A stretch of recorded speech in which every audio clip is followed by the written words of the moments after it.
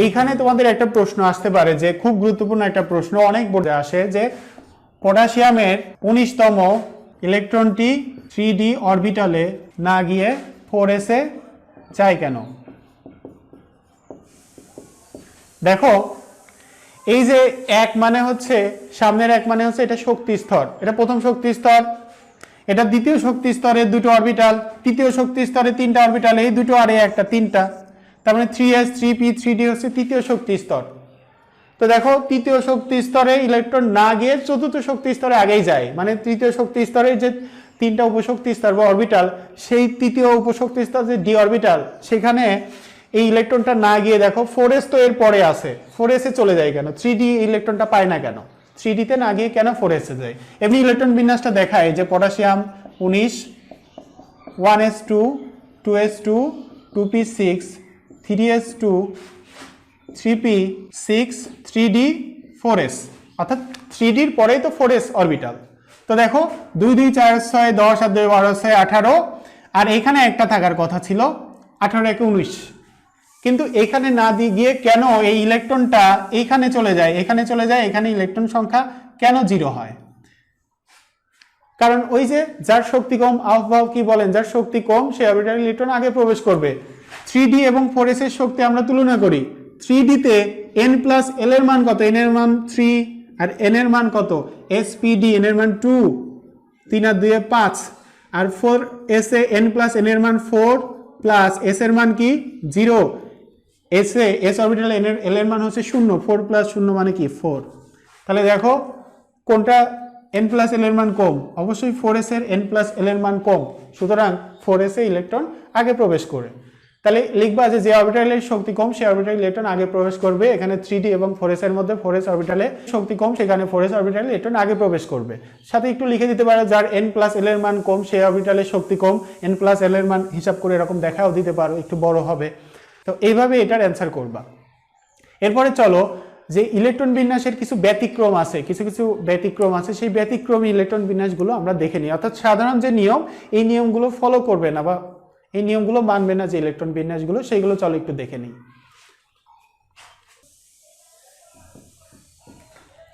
দেখো, আমি প্রথমেই ক্রোমিয়াম শিখব। ক্রোমিয়াম Cr, ক্রোমিয়ামের পারমাণবিক সংখ্যা কত? 24। তো ক্রোমিয়াম একটু গুণি, কোন পর্যন্ত হয় একটু গুণি।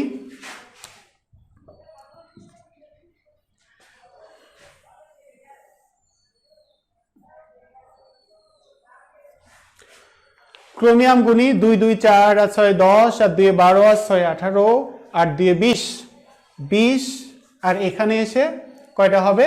4টা, অর্থাৎ 3d 4 পর্যন্ত হবে। একটু লিখে এখানে 1s2 2s2 2p6 3s2 3p6 4s2 3d 4।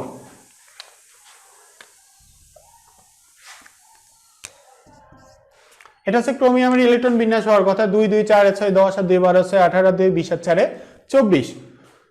তো দেখো, এটা হওয়ার কথা থাকলেও আসলে ক্রোমিয়ামের ইলেকট্রন বিন্যাসটা এরকম না। ক্রোমিয়ামের ইলেকট্রন বিন্যাস হচ্ছে, নিচে লিখি,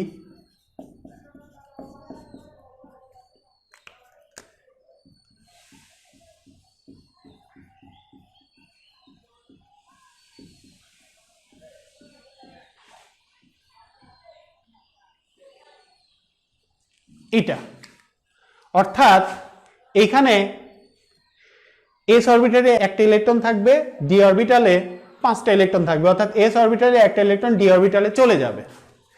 এখান থেকে একটা ইলেকট্রন s অরবিটাল d অরবিটালকে দিয়ে দিবে। এই শুধুমাত্র d এবং f এর ক্ষেত্রে এরকম হয় যে এরকম কারোর কাছ থেকে নেয় বা কাউকে দিয়ে দিতে পারে। কেন এটা হয় দেখি। তোমরা হুন্ডের নিয়ম শিখবা এইচএসসি ক্লাসে। হুন্ডের নিয়ম অনুযায়ী হচ্ছে ইলেকট্রনগুলো হচ্ছে জোড়ায় জোড়ায় থাকে। ইলেকট্রনগুলো কিসে থাকে? জোড়ায় জোড়ায় থাকে, অর্থাৎ একসাথে জোড়ায় জোড়ায় থাকে। এখন বলো যে এস অরবিটালে যেহেতু দুটো ইলেকট্রন, তাহলে এক জোড়া এরকম লেখে, এরকম একটা, এরকম একটা, এ একটা ঘর। পি অরবিটালে যেহেতু 6টা ইলেকট্রন, তার মানে জোড়ায় জোড়ায় থাকলে কয়টা ঘর হবে? 3টা ঘর। এরকম ডি অরবিটালে কয়টা ঘর হবে? এরকম 5টা ঘর, 5টা ঘরে এরকম জোড়ায় জোড়ায় থাকবে। এফ অরবিটালে এরকম 60টা ঘর হবে।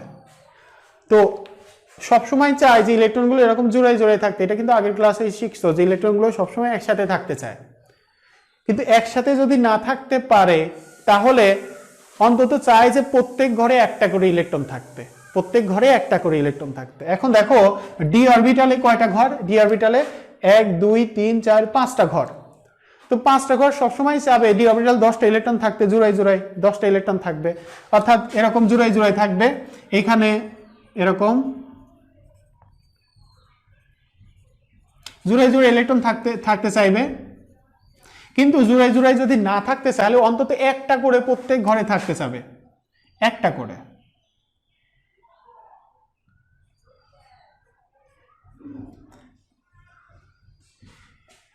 তো এরকম জোড়ায় জোড়ায় থাকলে সেটা স্টেবিলিটি বেশি অরবিটালের, অথবা একটা করে অন্তত থাকলে অর্ধপূর্ণ যেটা বলে সেটার স্টেবিলিটিও বেশ থাকে।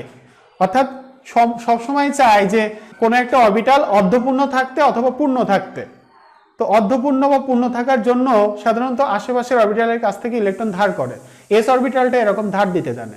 তো দেখো ডি অরবিটালে 5টা থাকলে অর্ধপূর্ণ হয়, অর্ধপূর্ণ হলে স্টেবিলিটি বাড়ে, সেখানে 5টা ইলেকট্রন পূজানোর জন্য এর 4টা আছে, তাহলে এর 2টো আছে, এর কাছ থেকে একটা নিয়ে নিতে পারে। শুধুমাত্র এস অরবিটালে কিন্তু এরকম দিতে পারে, এস অরবিটালে একটা ইলেকট্রন ওকে দিয়ে দেবে, দিয়ে এর অর্ধপূর্ণ করবে, এর স্টেবিলিটি বাড়বে। তো এরকম আরেকটা উদাহরণ আছে, সেটা হচ্ছে কপার। কপার 29 1s2, একটু হিসাব করে এখানে 2 2 4 6 10 আর 2 12 6 18 আর 2 20, আর এখানে 9টা। বুঝতে পারতেছো কি হবে? 1s2 2s2 2p6 3s2 3p6 4s2 3d9, 2 2 4 আর 6 10 আর 2 12 6 18 2 20 আর 9 29। তো এরকম থাকার কথা। বলো এখানে অর্ধপূর্ণ হওয়ার জন্য এস অরবিটাল একটা ইলেকট্রন দিয়ে দিল, আর এখানে পূর্ণ হওয়ার জন্য এস অরবিটাল ইলেকট্রন দেবে না? অবশ্যই দিবে। এখানে এস অরবিটালে একটা ইলেকট্রন দিয়ে দিবে, দিয়ে এখানে হয়ে যাবে 10টা, আর এখানে হয়ে যাবে কয়টা? একটা।